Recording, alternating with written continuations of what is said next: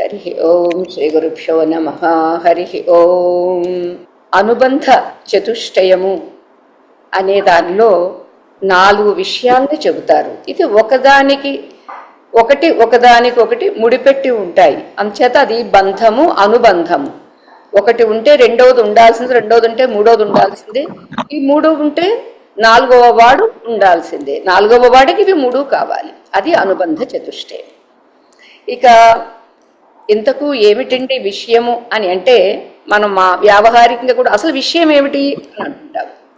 అలాగే ఇక్కడ కూడా భగవద్గీతలో అసలు విషయం ఏమిటి అని అంటే, భగవద్గీత అనేది విషయము. ఈ విషయంలో ప్రతిపాదన చెయ్యబడేది ఏమిటి అంటే, సాక్షాత్తు శ్రీమన్నారాయణుడే వసుదేవుని తనయుడిగా వచ్చి ఈ లోకాన్ని ఉద్ధరించాలి అని, అందరినీ ప్రకాశంలోకి పయనింప చెయ్యాలని ప్రతిపాదించినటువంటి తత్వం ఏమిటి అంటే బ్రహ్మతత్వము. ఎంతకు విషయం ఏమిటి? బ్రహ్మతత్వం. అర్థమైంది కదా? ఓకే.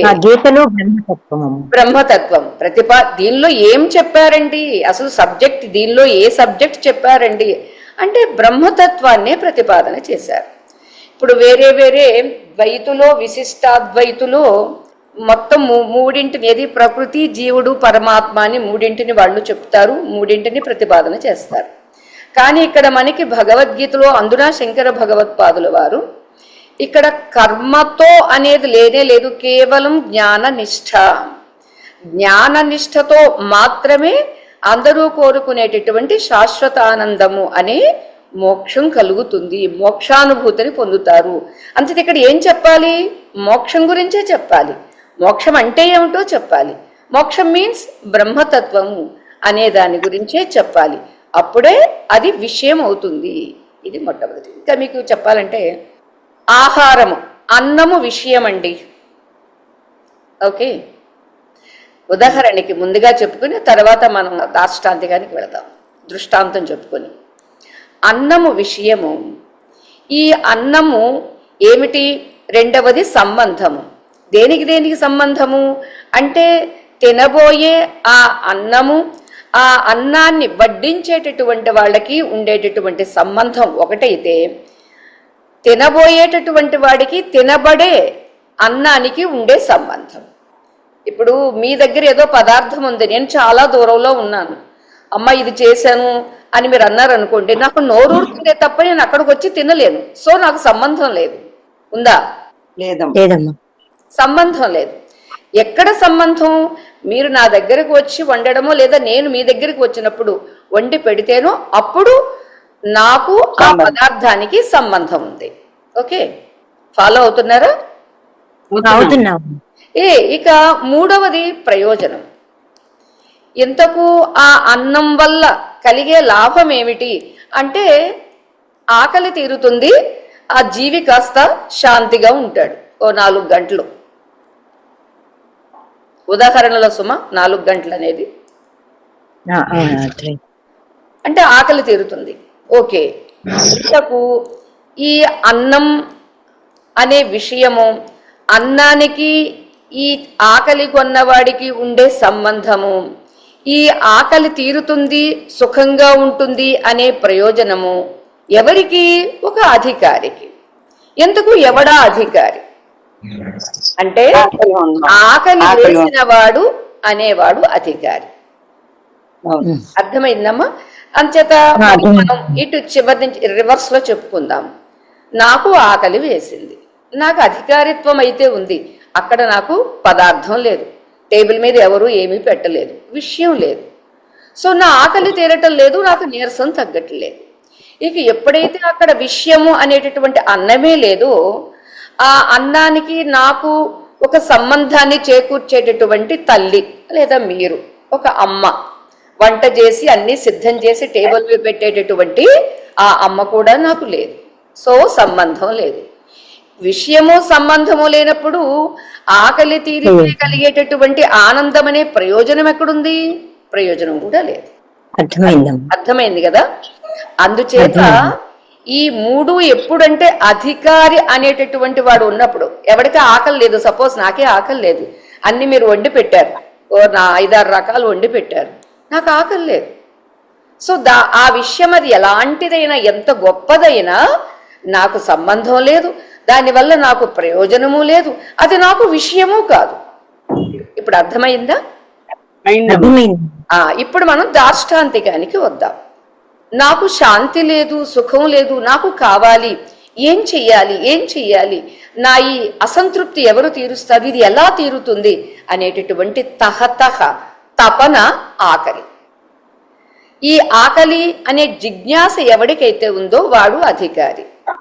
సరే, ఆ అధికారి గురించి మనం చెప్పాలి అంటే, ఇందాక మీరు అన్నారే, అధికారి అనేటటువంటి వాడు దేనికి అంటే నిత్యానిత్య వస్తు వివేకం వాడికి ఉండి తీరాలి. అంటే నిత్యమేదో అనిత్యమేదో, ఈ లోకంలో నాకు అశాంతి కలుగుతుంది, వెలితి కలుగుతుంది, అసంతృప్తి కలుగుతుంది అంటే ప్రతిదీ చూసిందల్లా నాకు కావాలనుకుంటున్నాను, నాకేం వివేకం లేదు, బుద్ధి పని చేయదు, సో దాంతో బాధ కలుగుతుంది. అంచేత వివేకం ఉండి తీరాలి. నెంబర్ 2 విరక్తి.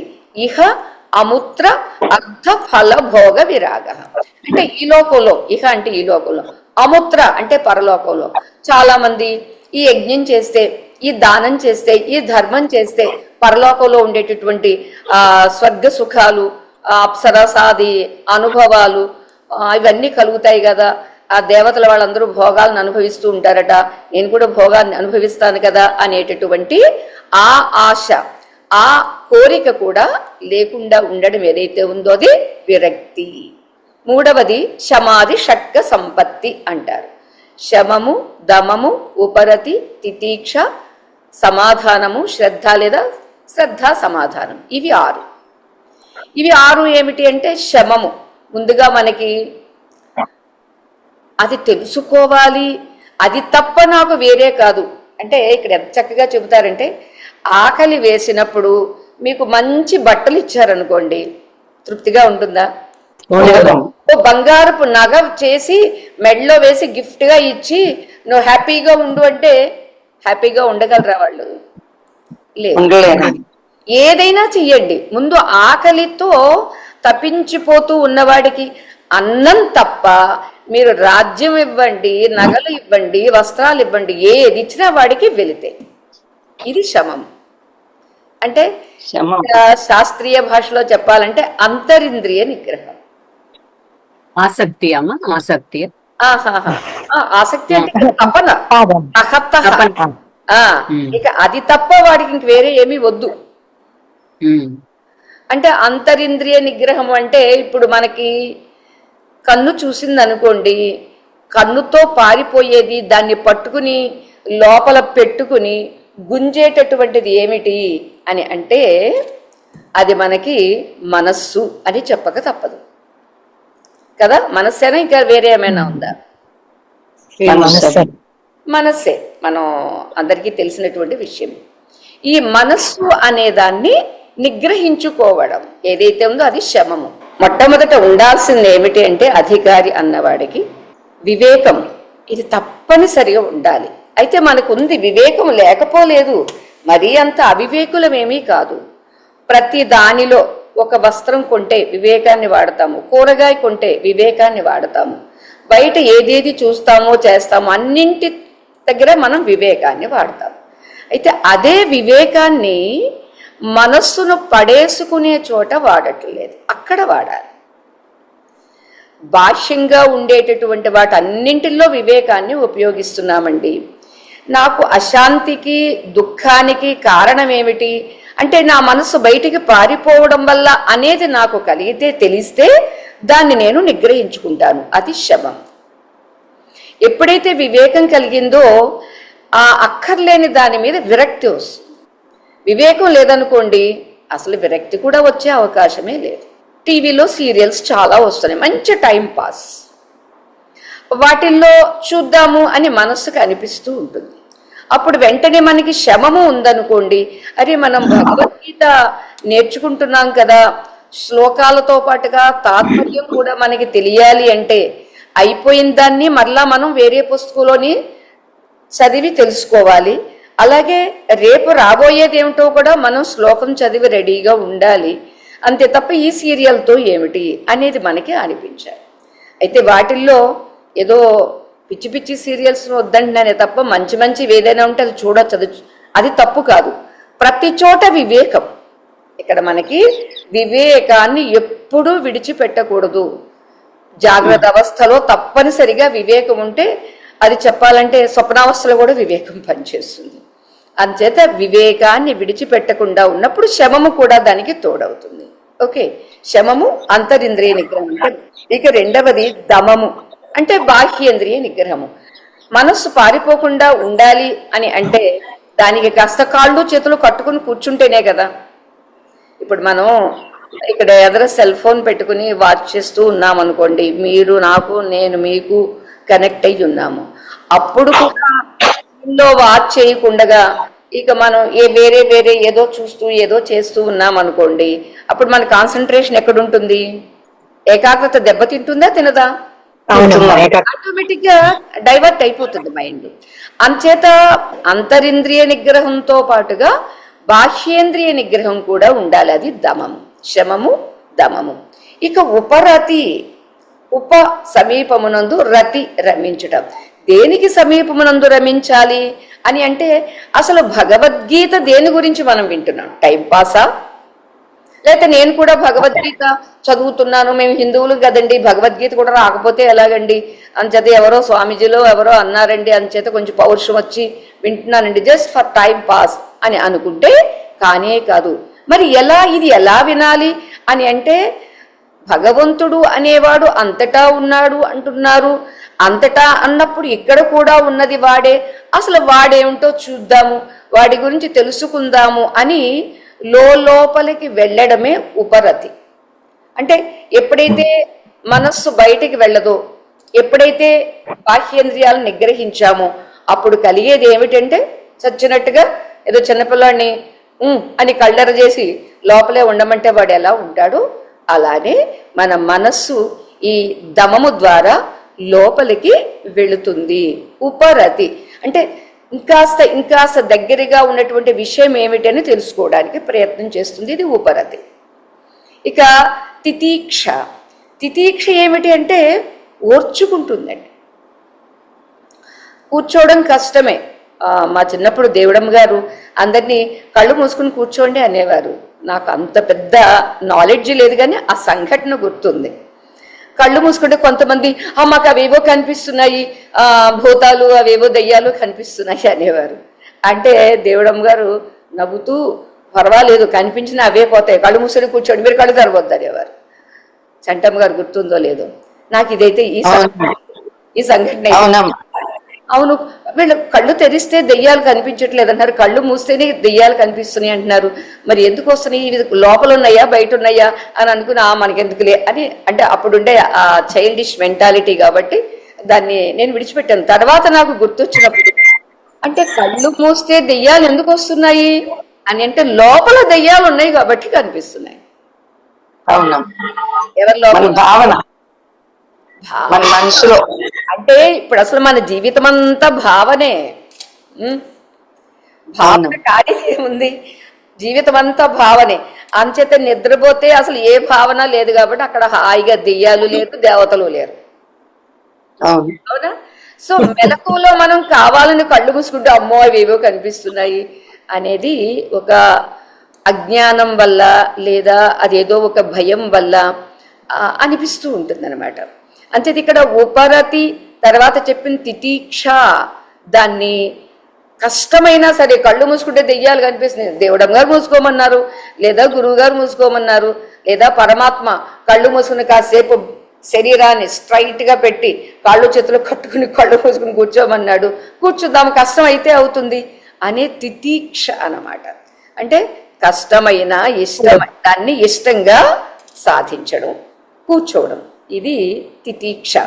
ఇక సమాధానం ఏమిటి అంటే ఎప్పుడైతే ఈ 4 లక్షణాలు ఉన్నాయో దాని యందు కాస్త ఈ మనస్సు స్థిరపడి కాస్త పర్వాలేదు ఉండగలను అనే దానికి కూడా కలుగుతుంది. సమాధానం అంటే సమమైన తత్వమునందు ధారణ చేసి ఉండడము సమాధానం.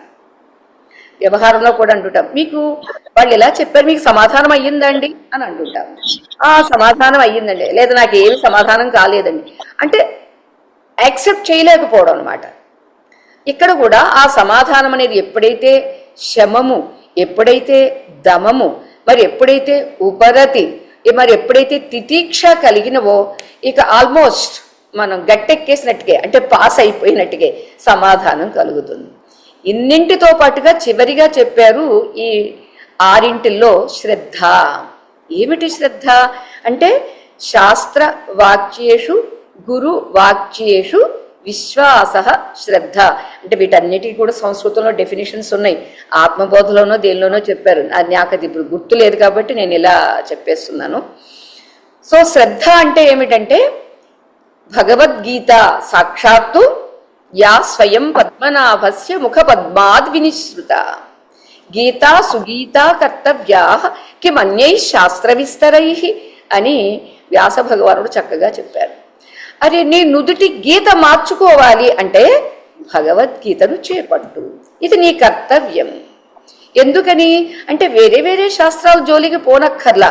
ఎందుకని పోనక్కర్లేదు? ఏ శాస్త్రం ఏ విషయాన్నైతే చెప్పిందో ఆ విషయాలన్నింటినీ ఇక్కడ భగవద్గీతలో స్వామి చెప్పాడు. అంతటికి మన్యై శాస్త్ర విస్తరై, వేరే వేరే విస్తార శాస్త్రాలు ఎందుకు అవసరమే లేదు, ఒక్క గీత చాలు. ఒక్క గీత ఎందుకు చాలంటున్నారు అని అంటే యా స్వయం పద్మనాభస్య ముఖ పద్మాద్ వినిశ్రుత. సాక్షాత్తు పద్మనాభుడు అంటే పద్మమే నాభిగా కలిగినటువంటి శ్రీమన్నారాయణుడు. చెప్పుకున్నామే, నారాయణ పరో వ్యక్తాత్ అండం అవ్యక్త సంభవం అండ శాంతస్త్విమే లోకాః సప్తద్వీపాచ మేదిని. ఏ నారాయణుడు తిరిగి ఈవేళ వసుదేవుని సుతుడిగా వాసుదేవుడిగా వచ్చాడో అదిగో అతడి వల్ల, అతడి కారణంగా మనకి ఈ విషయాన్ని ఈ భగవద్గీతకు ఎంత విలువ వచ్చింది. యా స్వయం పద్మనాభస్య ముఖ పద్మాద్ వినిశ్రుత. సాక్షాత్తు శ్రీమన్నారాయణుడే శ్రీకృష్ణుడిగా వచ్చినటువంటి అతని ముఖారవిందము నుంచి వెలువడింది కాబట్టి దీనికి ఎంత విలువ ఉంది అని చెప్పారు. అంచేత ఇక్కడ మనకి ఈ శ్రద్ధ ఎక్కడ ఉండాలి? పరమాత్మ చెప్పినటువంటి ఆ వాక్యమునందు మనకి శ్రద్ధ ఉండాలి. పరమాత్మ కూడా ఏం చెప్పాడు? నేను సొంతంగా చెప్పేస్తున్నానని చెప్పలేదు. ఇదిగో ఉపనిషత్తుల్లో ఉండేటటువంటిది, నేను చెప్పేటటువంటిది బ్రహ్మ విద్య. ఇదేమి భ్రమ విద్య కాదు సుమా, బ్రహ్మ విద్య నేను చెబుతూ ఉన్నాను. ఈ బ్రహ్మ విద్య ఉపనిషత్ ప్రతిపాదితమైనటువంటిది. ఇది ఎందుకు చెబుతున్నాను?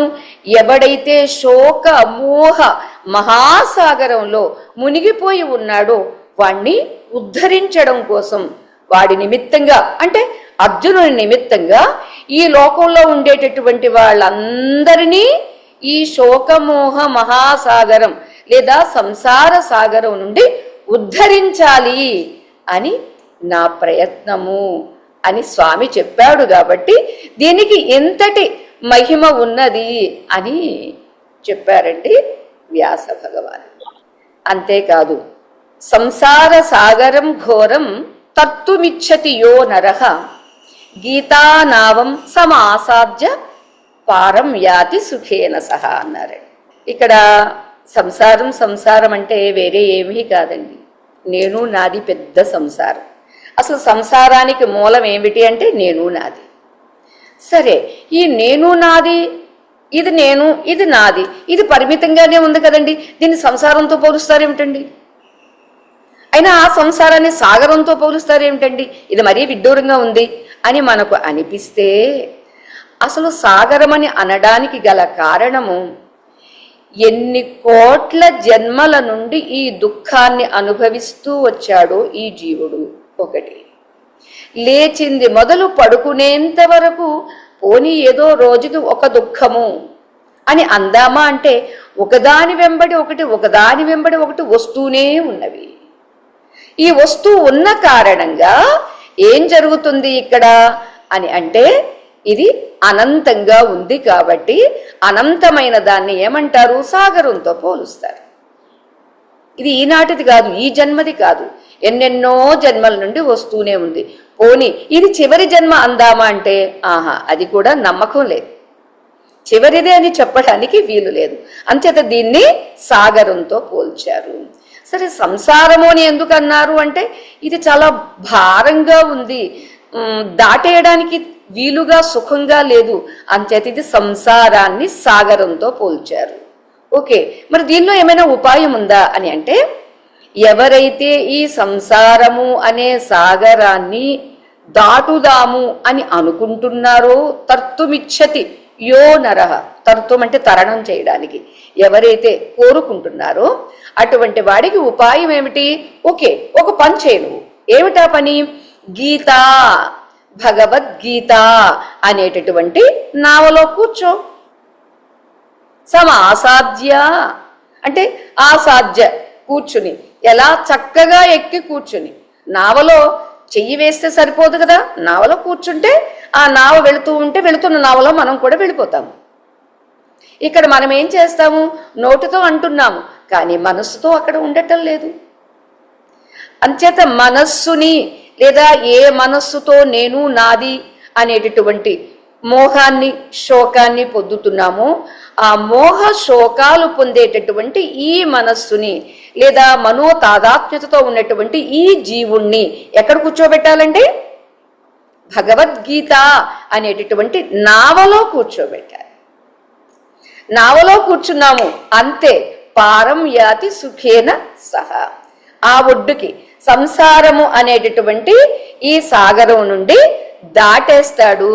ఆ పైన ఏముంది అంటే అందరూ కోరుకునేటటువంటి శాశ్వతానందము, నిరతిశయ ఆనందము. ఆ ఆనందము ఇక కాసేపు ఉండి కాసేపు పోయేది కాదు, శాశ్వతమైనటువంటిది. ఒకటైతే నిరతిశయము, దానికి ప్రత్యేకించి ఒక అతిశయము లేదండి. అటువంటి నిరతిశయానందానుభూతిని పొందుతాడు. అంచేత సుఖంగా నీవు దాటాలి అంటే ఈ సంసార సాగరాన్ని, గీత అనేటటువంటి నావను నీవు చేపట్టాల్సిందే, నావల్లో నీవు కూర్చోవలసిందే. కూర్చున్న నాడే నీవు దాటగలవు. సో ఇదంతా ఎప్పుడు మనకి తెలుస్తుంది? సాక్షాత్తు శ్రీమన్నారాయణుడే శ్రీకృష్ణుడిగా వచ్చి బోధించారు కాబట్టి, ఒక అర్జునుడి నిమిత్తంగా చేసుకుని మనందరికీ బోధించారు కాబట్టి, అర్జునుడికి ఏ కష్టం వచ్చిందో మనందరికీ అదే కష్టం ఉంది కాబట్టి, అర్జునుడు దేనికి విలపించాడో ఆ విలాపం మనందరికీ ఉంది కాబట్టి, మనము కూడా అర్జునుడి వంటి వాళ్ళమే అనేటటువంటి అధికారిత్వాన్ని మనం పుంజుకోవాలి. అప్పుడు మనకి మొట్టమొదటి చెప్పినటువంటి వివేకము, రెండవది వైరాగ్యము, మూడవది శమాధి షట్క సంపత్తి. శమాధి షట్క సంపత్తిలో మనం 5 గురించి చెప్పుకున్నాము. శమము, దమము, ఉపరతి, తితీక్ష, సమాధానం. చివరిది శ్రద్ధ. శ్రద్ధ కూడా చెప్పుకున్నాము. ఇక చివరివి 4 చివరిది ఉంది. ఏమిటదంటే ముముక్షుత్వము. ఆకలి వేసిన వాడికి నాకు అన్నమే పెట్టండి, నాకు ఇంక మీరు ఏ కబుర్లు చెప్పొద్దు, నాకేమీ ఇవ్వద్దు అని ఎలా కూర్చుని, నాకు పళ్ళెం ఎక్కడుంది మీరు తెస్తారా లేదా నేనే తెచ్చుకున్న, వాడే పళ్ళెం తెచ్చుకుని కూర్చుని నాకు అన్నం అన్నం అన్నం అని ఎలా అంటాడో, అలా నాకు విడుదల కావాలి, విడుదల కావాలి, ఈ నేను నాది అనేటటువంటి దాని నుంచి విడుదల కావాలి, నాకు శోకం నుంచి విడుదల, మోహం నుంచి విడుదల, కష్టం నుంచి విడుదల, శాపం, తాపం, పాపం ఏవైతే ఉన్నాయి వాటి అన్నిటి నుండి నాకు విడుదల కావాలి. ఇది ముముక్షుత్వం. దీనికి ఉదాహరణ ఏం చెప్తారు అంటే, ఒక ఇంట్లో ఉన్నాడు వాడు, హాయిగా వేసవకాలం ఏసీ ఆన్ చేసుకుని హాయిగా నిద్రపోతున్నాడు. పొరపాటుగా బయట నిప్పు అంటుకుంది. కావాలని ఎవరో అంటించారో లేదా పొరపాటుగా అంటుకుందో అంటుకుంది. ఎప్పుడైతే వేడొస్తుంది ఏమిటి ఏసీ దానిలో అనుకున్నాడు, ఏసీ ఆఫ్ అయిపోయింది. ఏమిటని చూస్తే చుట్టూరు మంటలు మండుతూనే వేడొచ్చేస్తుంది. అప్పుడు వాడు ఏం చేస్తాడండి, నేను ఇనప బీరువాలో గోల్డ్ దాచుకున్నాను, లేకపోతే నేను టీవీ బయట పెట్టుకోవాలి, ఏసీ సిస్టమ్ పెట్టుకోవాలి, ల్యాప్టాప్ బయట పెట్టుకోవాలి అని అనుకుంటాడా? ముందు తనను తాను రక్షించుకోవాలి, లోపల ఎవరెవరు ఉన్నారో వాళ్ళని బయటికి ఈడ్చుకొచ్చేసేయాలి అనే ప్రయత్నం చేస్తాడా? అంటే మనందరికీ తెలుసు, అప్పుడు తన వాళ్ళని తాను రక్షణ అంతే తప్ప తనదేదో కాపాడుకోవాలనేటటువంటి ప్రయత్నం చేయడు. ఎందుకంటే ముందుగా కాపాడుకోవాల్సింది ప్రాణాన్ని అని ఎలా అనుకుంటాడో అలా ముముక్షుత్వము అంటే మోక్తుమిచ్చుహు, నాకు విడుదల కావాలి, నాకు విడుదల కావాలి అనేది చివరి లక్షణం. ఓకే, వివేకము, వైరాగ్యము, శమాధి, షట్క సంపత్తి, ముముక్షుత్వము, ఈ 4 ఉన్నటువంటి వాడు అధికారి. ఓకే, ఈ అధికారికి భగవద్గీత ఏం చెబుతుందండి అని అంటే, విడుదల కావాలి, నాకు శాశ్వతానందం కావాలి, ఈ పరిమితత్వం నుంచి నాకు విడుదల కావాలనేది ఎవడు కోరుకున్నాడో వాడికి కావలసినటువంటి అన్నము అని మనం చెప్పుకున్న దృష్టాంతంగా అక్కడ బ్రహ్మతత్వం గురించి ప్రతిపాదన చెయ్యబడుతుంది. అంచేత విషయము బ్రహ్మతత్వం. ఇక రెండవది సంబంధం ఏమిటి అంటే, ఏ పరబ్రహ్మతత్వము శ్రీమన్నారాయణుడో, ఏ శ్రీమన్నారాయణుడు శ్రీకృష్ణ పరమాత్మగా వచ్చి అర్జునుడిని నిమిత్తంగా చేసుకుని బోధిస్తూ ఉన్నాడో, ఉపదేశిస్తున్నాడో, జ్ఞానామృతాన్ని ప్రవహింపచేస్తున్నాడో, అదిగో ఆ జ్ఞానామృతాన్ని అందించే పరమాత్మ, జ్ఞానామృతానికి నాకు ఉన్నటువంటి సంబంధము ఈ గీతలో నిర్దేశించబడి ఉంది. ఇది సంబంధం. ఓకే, సంబంధం బాగుంది, విషయము బాగుంది, అధికారిని నేను ఉన్నాను. లాభం ఏమిటి అని అంటే, మోక్షమే లాభం, శాశ్వత ఆనందమే ప్రయోజనం. 4వ లక్షణం అన్నమాట. అంటే అనుబంధ చతుష్టయంలో 4వది. అధికారి, విషయము, సంబంధము, ప్రయోజనం.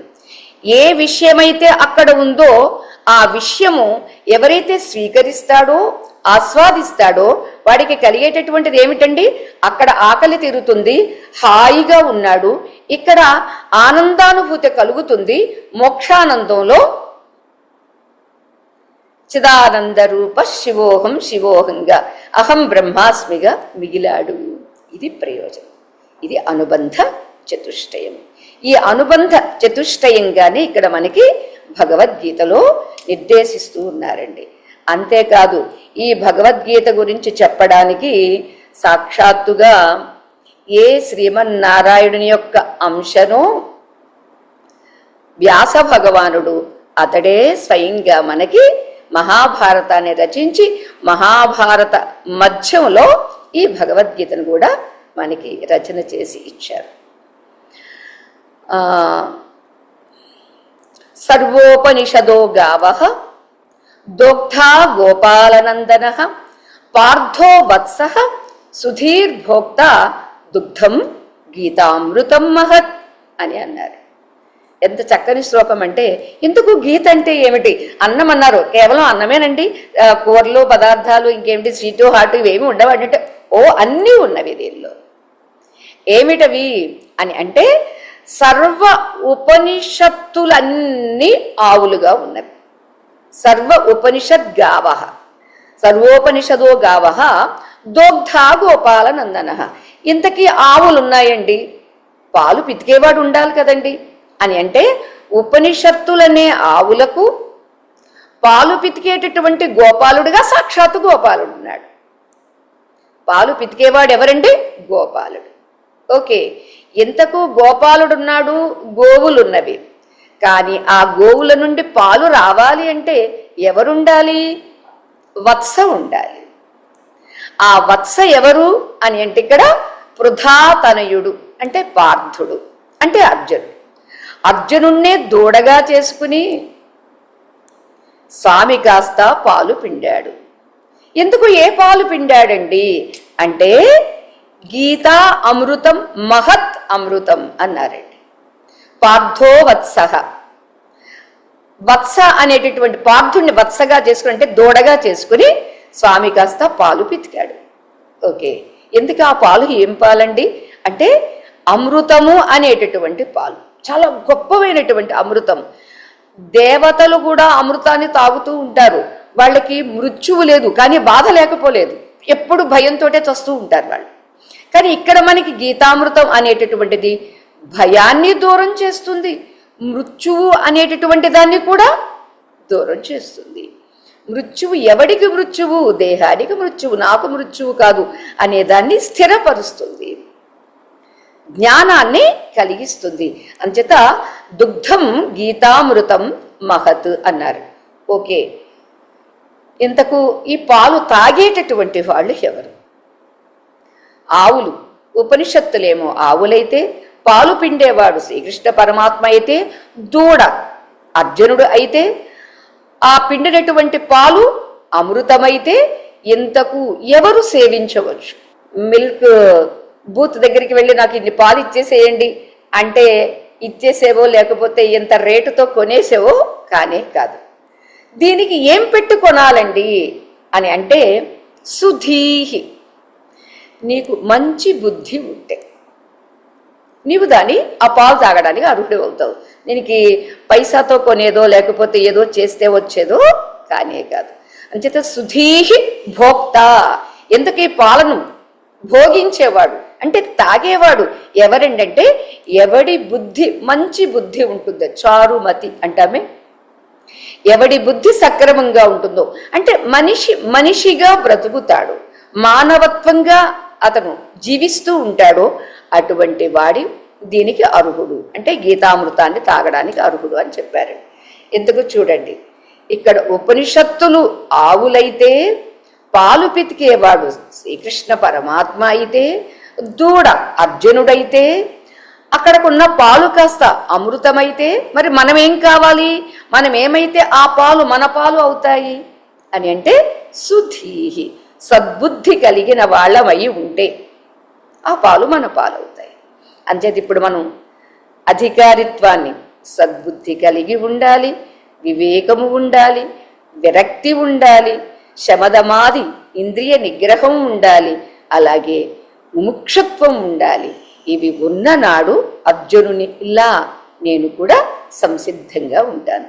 ఎప్పుడో శ్రీకృష్ణ పరమాత్మ ప్రబోధించిన దాన్ని ఇప్పుడు కానీ మరెప్పుడు కానీ అది సనాతనం కాబట్టి ఎప్పటికప్పుడు నూతనంగానే అనిపిస్తుంది. అంచేత నూతనంగా అనిపించే దీని విషయమై ఎందరో మహానుభావులు, అందునా విశేషించి జగద్గురు శంకర భగవత్పాదులు వారు మనకి భాష్యాన్ని అందించారు. ఈ భాష్యంగా మనం చూస్తే శ్రీకృష్ణ పరమాత్మ కూడా మొట్టమొదటి ప్రథమ అధ్యాయంలో ఎక్కడ భగవంతుడి యొక్క ప్రసక్తి రాలేదు. అంటే అంతవరకు ఆయన కామ్గా ఉన్నాడు. రెండవ అధ్యాయంలో 11వ శ్లోకం నుంచి ఆయన ప్రబోధ చేయడం మొదలుపెట్టారు. అయితే దీనిలో మనకి ఉపోద్ఘాతంగా శంకర భగవత్పాదులు వారు చాలా చక్కగా చెప్పారు. ఏమిటి అంటే, శ్రీమన్నారాయణుడు సృష్టికర్త ఎప్పుడైతే సృష్టి ప్రారంభం చేశాడో మరీచి మొదలైనటువంటి ప్రజాపతుల్ని సృష్టించి, అయ్యా మీరు ప్రవృత్తి మార్గంలో వెళ్ళండి అని చెప్పారు. అలానే సనక సనందనాదుల్ని కూడా సృష్టించి మీరు నివృత్తి మార్గంలో వెళ్ళండి అన్నారు. అంటే మనకి వేదం 2 ధర్మాలని మనకి చెబుతుంది. వివిధోహి వేదో ధర్మ అని. ఒకటి ప్రవృత్తి లక్షణం, రెండవది నివృత్తి లక్షణం. ప్రవృత్తి లక్షణం ఏమిటి? కుటుంబ పరంగా ఒక సత్సంతానాన్ని కనడము, తద్వారా వాళ్ళ ద్వారా సృష్టిని పెంచడం. నివృత్తి ధర్మం ఏమిటి? ఇలా వీళ్ళలాగా నేను నాది నా కుటుంబము అనేటటువంటి పరిమితత్వం లేకుండా కేవలం ఆత్మచింతన, బ్రహ్మచింతన, అంతర్ముఖంగా ఉండడం అనేటటువంటిది నివృత్తి లక్షణం. అయితే ప్రవృత్తి లక్షణంలో ఉన్నటువంటి వాళ్ళు కూడా చేసేటటువంటి ప్రతి కర్మ ఈశ్వరార్పణ బుద్ధితో చేస్తే, అంటే ఏమీ ఆశించకుండా, కొబ్బరికాయ ఒకటి కొడతారు, కోరుకునేవి బహుశా ఒక 100 అయినా ఉంటాయి, 100 కాకపోయినా కనీసం 10 అయినా ఉంటాయి. కొట్టేది కొబ్బరికాయ, కోరుకునేది చాలా. అంచేత ఎప్పుడు మనమే బాకీ ఉంటామే తప్ప భగవంతుడు మనకి బాకీ ఉండడు. తెలివైన వాడు ఏం చేస్తాడు? ప్రతి సత్కర్మ చేసేదే సత్కర్మ, దుష్కర్మ చెయ్యడు. ఎందుకంటే మనిషి కాబట్టి, మానవుడు కాబట్టి ఆ చేసే ప్రతి సత్కర్మ కూడా ఏమి ఆశించకుండా చేస్తాడు. ఆశించకుండా చేసేసరికి దాని ఫలితము ఇతడికి అంతఃకరణ చిత్తశుద్ధి అవుతుంది. ఎప్పుడైతే చిత్తం శుద్ధమయ్యిందో, ఓ సత్యమేమిటి, వాస్తవమేమిటి, అసలు ప్రపంచం ఏమిటి అనేదంతా అతనికి విదితం అవుతుంది. గీతలో స్వామి చెప్పాడు, నైనం చిందంతి శస్త్రాణి నైనం దహతి పావక నచైనం క్లేదయం చాపహ న శోషయతి మారుత అని అర్జునుడు చెప్పేశాడు. ఆయన అర్జునుడికి ఏమర్థమైందో తెలియదు, మాకైతే అసలు దీన్ని డైజెస్ట్ చేసుకోలేకపోతున్నామండి అని అంటుంటామే, అది అనడం మానేస్తాం. ఎందుకని? చిత్తం శుద్ధమయ్యింది. అంతఃకరణ అర్హతను పుంజుకుంది. పుంజుకున్నప్పుడు నిజమే కదా, నేను ఆత్మను, ఆత్మనైన నేను ఆ తెలివి లేక ఆ జ్ఞానం లేక వేసుకున్న ఈ డ్రెస్, ఈ వేషమే నేను అనుకుంటున్నాను, దీనికి సంబంధించినవి మాత్రమే నావి అనుకుంటున్నాను, ఇది సత్యంగా నిలవాలని అనుకుంటున్నాను, ఇవేవి సత్యం కాదు అని తెలియక అలా అనుకున్నాను అనేది తెలుస్తుందండి. ఎప్పుడైతే చేస్తున్న ప్రతి కర్మ భగవదర్పణ బుద్ధితో, ఈశ్వరార్పణ బుద్ధితో చేయడం ద్వారా అంతఃకరణ శుద్ధమైందో అతడి ప్రవృత్తి లక్షణ ధర్మం కూడా ఇటు జ్ఞానాన్ని పొందడానికి హేతు అవుతుంది. ఎప్పుడైతే జ్ఞానం కలిగిందో అప్పుడు ఉన్నదేమిటో సత్యమేమిటో అనేది తెలుస్తుంది. జ్ఞాన నిష్ఠ కుదురుతుంది. ఎప్పుడైతే జ్ఞాన నిష్ఠ కుదిరిందో తన స్వరూపం ఏమిటో తనకి తెలుస్తుంది. మోహం పోతుంది, మర్చిపోయిన దాన్ని స్మృతికి వస్తుంది, అంటే జ్ఞప్తికి వస్తుంది. తద్వారా తాను ఎవరో ఏమిటో తనకి తెలుస్తుంది. ఇది గీతలో చివర అర్జునుడు చెప్పినటువంటి సమాధానం. నష్టో మోహ స్మృతిర్లబ్ధ త్వత్ప్రసాదాత్మయాచ్యుత, నీ అనుగ్రహం వల్ల నాకు ఈ స్థితి కలిగింది. స్థితోస్మి, నేను ఇప్పుడు స్థిర చిత్తుడిగా ఉన్నాను. గత సందేహ, నా సంశయాలన్నీ పోయినవి. కరిష్యే వచనం తవ, నువ్వేం చెప్తావు అది నేను చేస్తాను. అంటే నేను జస్ట్ ఇన్స్ట్రుమెంట్, నేను ఒక పరికరాన్ని మాత్రమే, ఈ చేతిలో పరికరాన్ని. ఈ స్థితి రావాలండి. ఇది భగవద్గీత యొక్క లాభం, ప్రయోజనం. అంతేత ఇక్కడ ప్రవృత్తి లక్షణ ధర్మము, నివృత్తి లక్షణ ధర్మము ఏమిటంటే అభ్యుదయము, నిశ్రేయసము. అభ్యుదయం ఏమిటి? ఈ లోకంలో ఏవో మంచి మంచి పనులు చేస్తే ఒకటి కీర్తి వస్తుంది, రెండవది చేసినటువంటి ఆ ధర్మము, ఆ దానము మనకి సుఖాన్ని ఇస్తుంది. అంతేకాదు మరు జన్మకు అది సహకరిస్తుంది. ఇది అభ్యుదయం. ఇక నిశ్రేయసం ఏమిటి అంటే ఇవన్నీ చెయ్యాల్సినవన్నీ ఏదో చేశాను, ఇక నా గురించి నేనెవరో తెలుసుకోవడం అనేటటువంటిది నేను చేసి తీరాలి. దానికి నాకు భగవద్గీత ఎంతవరకు సహకరిస్తుంది. ఆహా, భగవద్గీత సాక్షాత్తు నన్ను తీసుకువెళ్ళి అక్కడ నిలుపుతుంది. భాష్యంలో కర్తవ్యాన్ని ప్రబోధ చేస్తుంది.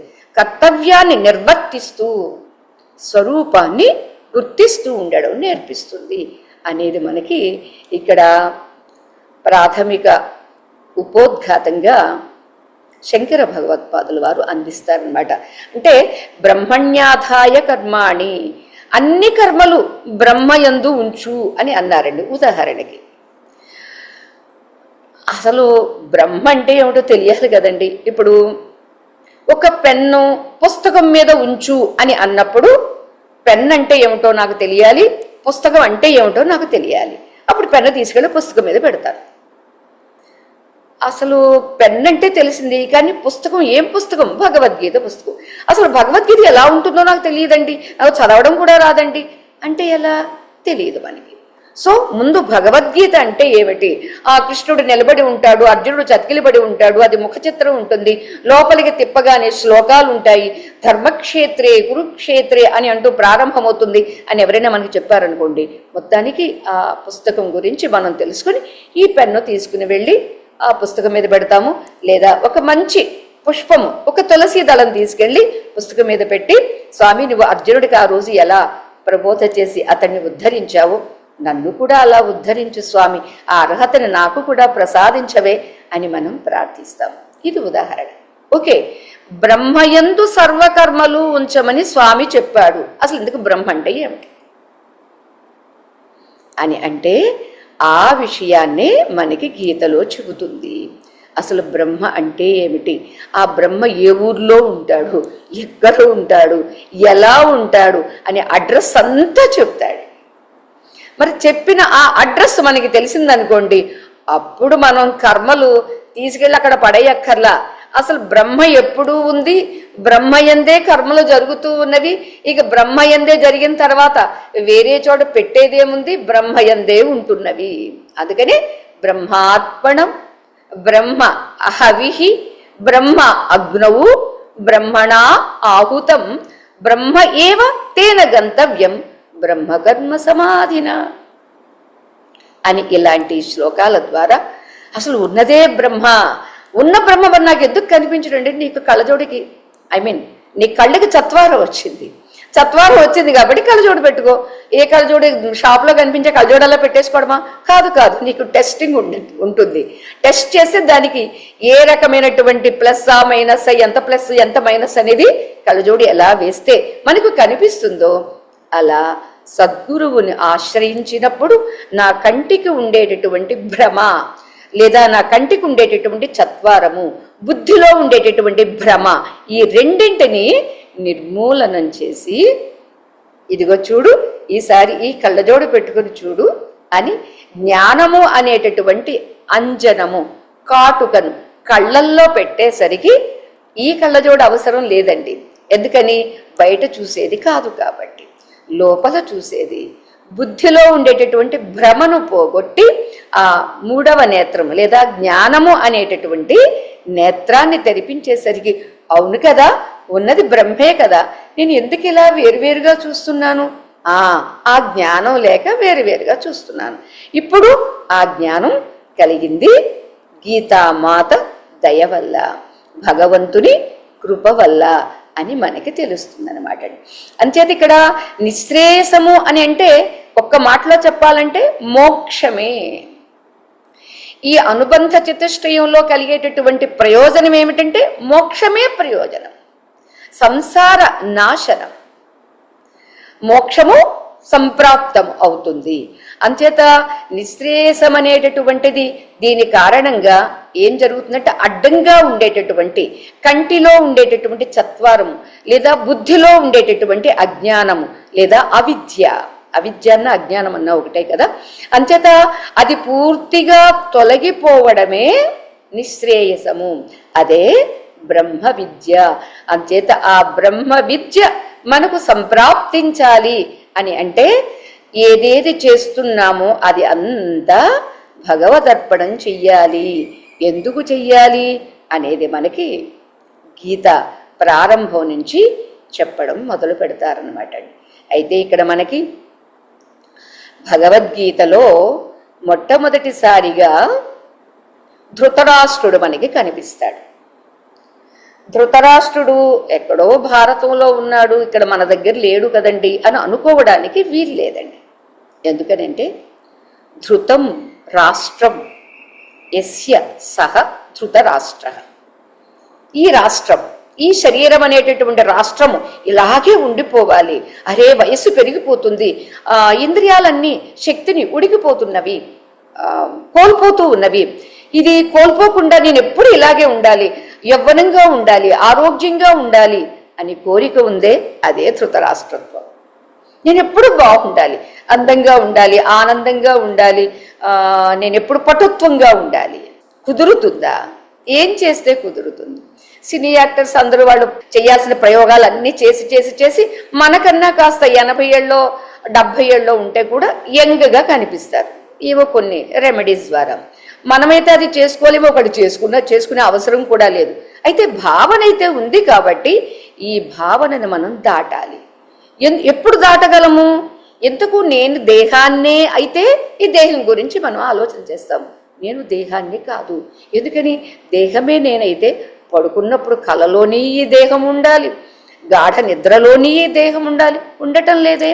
అంతేకాదు నిన్న ఉన్న దేహము ఇవాళ లేదు, నిన్న ఉండేటటువంటి జవసత్వాలు ఇవాళ లేవు, ప్రొద్దుట ఉన్నది ఇప్పుడు లేదు, మళ్ళా సాయంత్రం రాత్రి పడుకుంటే మళ్ళా రేపు ఉదయానికి కాస్త ఎనర్జీ లెవెల్స్ బాగుంటాయి అని మనం అనుకుంటున్నామంటే ఏది నేనైతే? ఆలోచన చేసినప్పుడు లేదా వివేకించినప్పుడు మనకి తెలుస్తుంది, అరే దేహము నేను కాదు. చిన్నప్పటి నుంచి ఇప్పటి వరకు కూడా, అలాగే గత జన్మలలో కూడా నేను ఉన్నాను కాబట్టి ఇప్పుడు ఇలా ఉన్నాను. మరి కొందరు పుట్టడంతో దరిద్రులుగా పుడుతున్నారు, మరికొందరు పుట్టడంతో కోటీశ్వరులుగా పుడుతున్నారు. దీనికి కారణం ఏమిటి? గత జన్మలో వాళ్ళు చేసుకున్నటువంటి కర్మఫలాలు. అంచేత గతంలోనే ఉన్నాను, ఇప్పుడు నేను ఉన్నాను, సో రేపు కూడా ఉంటాను, అంటే వచ్చే జన్మలో కూడా ఉంటాను. ఎందుకు? జన్మ పరంపరని ఎత్తేటటువంటిది, ఎత్తుకునేటటువంటి వాడు ఎవరు అనేటటువంటి ఆ జ్ఞానం కలుగుతుంది, ఆ ప్రశ్న కలుగుతుంది. కలగడమే ఈ ధృతరాష్ట్రత్వం నుంచి కొంచెం పైకి గట్టు ఎక్కడం. అంచేత ధృతరాష్ట్రుడి నుంచి ప్రారంభమయ్యి సమాధానం ఎవరు చెబుతారు? సంజయుడు చెబుతూ ఉంటాడండి. సంజయ స్థితికి మనం ఎదగాలి. ఏమిటి సంజయ స్థితి? సమ్యక్ జయతి ఇంద్రియాణి స సంజయ. ఇంద్రియాలను చక్కగా స్వాధీనపరుచుకున్నవాడు ఎవరో అతడు సంజయుడు. సో ధృతరాష్ట్ర, ఇది మనం మీరేమీ అనుకోవద్దు, ఇది మనం ప్రతి ఒక్కటి మన లైఫ్కి అప్లై చేసుకోవాలి. నా మనసు ఎలా ఉంది, నా బుద్ధి ఎలా ఉంది, నా చిత్తం ఎలా ఉంది, నా అహం ఎలా ఉంది, స్ట్రాంగ్గా ఉందా? దేహమే నేను అని స్ట్రాంగ్గా ఉందా? లేకపోతే కాదు కాదు ఆత్మ నేను అని స్ట్రాంగ్గా ఉందా అనేటటువంటి మనం ఎప్పటికప్పుడు ఇవి బేరీస్ వేసుకుంటే, కంపేర్ చేసుకుంటే అప్పుడు మనకి తెలుస్తుంది ధృతరాష్ట్ర స్థితి నుండి సంజయ స్థితికి మనం వెళతామన్నమాట. అంచేత ఇప్పుడు మనకి ధృతరాష్ట్రుడితో ప్రారంభమైనటువంటిది. ఎంతకీ ధృతరాష్ట్రుడి ప్రశ్న ఏమిటి, దానికి మరి సంజయుడు ఏ రీతిగా చెబుతున్నాడు, ఈ కురుక్షేత్రము ధర్మక్షేత్రము అనేటటువంటిది ఏమిటి అనేది మనం రేపు చెప్పుకోవడానికి ప్రయత్నం చేద్దాము. హరి ఓం తత్సత్. ఓం సహనావవతు సహనౌ భునక్తు సహ వీర్యం కరవావహై తేజస్వినావధీతమస్తు మా విద్విషావహై. ఓం శాంతి శాంతి శాంతి. హరి ఓం తత్సతు. శ్రీ గురుభ్యో నమః. హరి ఓం.